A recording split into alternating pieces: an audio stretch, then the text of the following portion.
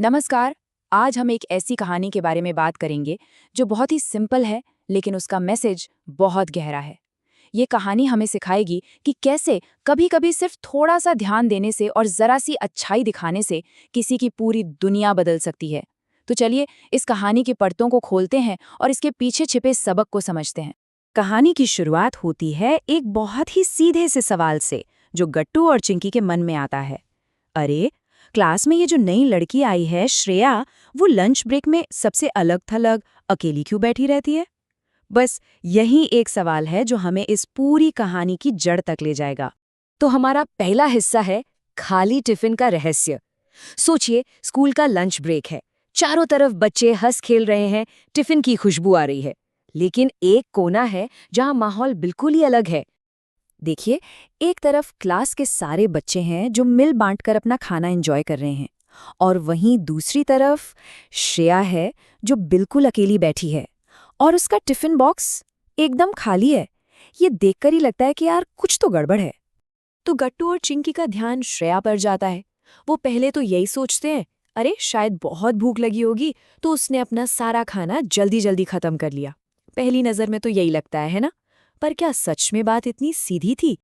और बस यही शक उन्हें कहानी के अगले हिस्से में ले जाता है, गट्टू चिंकी की छोटी सी पड़ताल। अब वो सिर्फ दूर से देखने वाले नहीं हैं, बल्कि छोटे छोटे जासूस बन गए हैं जो सच का पता लगाना चाहते हैं। पता है क्या हुआ? अगले दिन भी बिल्कुल वही सीन। लंच ब्रेक्स शुरू हुआ और श्रेया का टिफिन फिर से खाली। अब ये कोई इत्तेफाक तो नहीं हो सकता। जब एक ही चीज बार बार हो तो इसका मतलब है मामला कुछ और ही है। अब गट्टू और किंकी के दिमाग में असली सवाल आता है, आखिर कोई रोज रोज स्कूल में खाली टिफिन लेकर क्यों आएगा? मतलब इसमें कोई लॉजिक ही नहीं है। और बस इसी सवाल ने उन्हें मजबूर कर दिया कि अब सिर्फ देखना नहीं है, जाकर श्रेया से बात करनी है। और ये हमें लाता है कहानी के सबसे इमोशनल मोड़ पर, यानी श्रेया की सच्चाई। अब उस रहस्य पर से पर्दा उठने वाला है। जब वो श्रेया से पूछते हैं तो जो सच सामने आता है वो दिल को छू लेता है। वो कहती है, मैं उन्हें टिफिन की वजह से परेशान नहीं करना चाहती थी। अब ये उन्हें कौन? उसकी माँ। पता चलता है कि उसकी मम्मी को ऑफिस के लिए सुबह बहुत जल्दी निकलना पड़ता है और श्रेया नहीं चाहती थी कि वो उसके टिफिन के लिए और परेशान हो। तो पूरी कहानी ये थी कि श्रेया के पापा दूसरे शहर में काम करते हैं, मम्मी का अभी अभी ट्रांसफर हुआ है और उन्हें सुबह जल्दी ऑफिस जाना पड़ता है। अपनी मम्मी को टेंशन से बचाने के लिए श्रेया ने उनसे कह दिया कि उसकी एक दोस्त उसके लिए लंच ले आती है, और स्कूल में अजीब न लगे इसलिए वो रोज एक खाली टिफिन लेकर आ जाती थी, क्योंकि सच तो ये था कि नई क्लास में उसका अभी तक कोई दोस्त बना ही नहीं था। और जैसे ही ये सच्चाई सामने आती है ना, कहानी एक खूबसूरत मोड़ लेती है। अभी प्रॉब्लम की नहीं, बल्कि सॉल्यूशन की कहानी है। एक नए चैप्टर की शुरुआत होती है, दोस्ती और मिल बांट कर खाने की। चिंकी ने सिर्फ अपना खाना ऑफर नहीं किया, उसने उससे कहीं ज्यादा कीमती चीज दी, दोस्ती। वो कहती है, ये मत सोचना कि तुम्हारा कोई दोस्त नहीं है, आज से हम तुम्हारे बेस्ट फ्रेंड्स हैं। असली बदलाव यहीं से शुरू होता है। और उनकी मदद सिर्फ बातों तक ही नहीं रही, एक्शन में भी दिखी। उन्होंने फौरन उसी वक्त अपना लंच श्रेया के साथ शेयर किया, फिर उसी शाम घर जाकर अपनी मम्मी से बात की और उनसे मदद मांगी। और अगले ही दिन वो श्रेया के लिए एक एक्स्ट्रा टिफिन लेकर आए, मतलब प्रॉब्लम का पक्का सल्यूशन निकाला। अगले दिन का सीन सोचिए, गट्टू और चिंकी श्रेया के लिए फ्राइड राइस से भरा एक टिफिन लेकर आते हैं।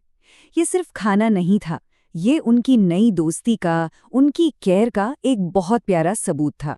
और ये छोटी सी घटना हमें कहानी के सबसे बड़े सबक पर ले आती है, शेयरिंग इज केयरिंग। हम सबने ये लाइन सुनी है, लेकिन इस कहानी में इसका असली मतलब समझ आता है। इसका मतलब क्या है? जब हम किसी के साथ कुछ भी शेयर करते हैं, चाहे वो खाना हो, हमारा वक्त हो या बस एक छोटी सी मुस्कान, तो हम बिना कुछ कहे ये दिखा देते हैं कि हमें उनकी फिक्र है, हम उनकी परवाह करते हैं। ये अपनी फीलिंग्स को एक्शन में बदलने का सबसे अच्छा तरीका है। और पता है, अच्छाई एक ऐसी चीज है जो फैलती है। जल्द ही क्लास के दूसरे बच्चे भी उन्हें ज्वाइन कर लेते हैं। जो लंच ब्रेक कभी श्रेया के लिए अकेलेपन का टाइम होता था, अब वो पूरी क्लास के लिए एक हैप्पी मिल बांटकर खाने का मौका बन गया। तो इस पूरी कहानी से अगर हम अच्छाई का एक सिंपल सा फॉर्मूला निकालें तो वो क्या होगा? पहला, अपने आसपास लोगों पर थोड़ा ध्यान दें। दूसरा, अगर कुछ ठीक ना लगे तो जज करने के बजाय प्यार से पूछें। तीसरा, आपके पास जो भी है, चाहे छोटा हो या बड़ा, उसे शेयर करने से हिचकिचाए नहीं। और चौथा, इस अच्छाई के काम में दूसरों को भी शामिल करें। आखिर में बस एक सवाल, जैसे गट्टू और चिंकी की एक छोटी सी कोशिश ने श्रेया की पूरी कहानी बदल दी, जरा सोचिए, हमारी एक छोटी सी मदद या हमारा थोड़ा सा ध्यान किसकी कहानी को एक बिल्कुल नई और खूबसूरत दिशा दे सकता है।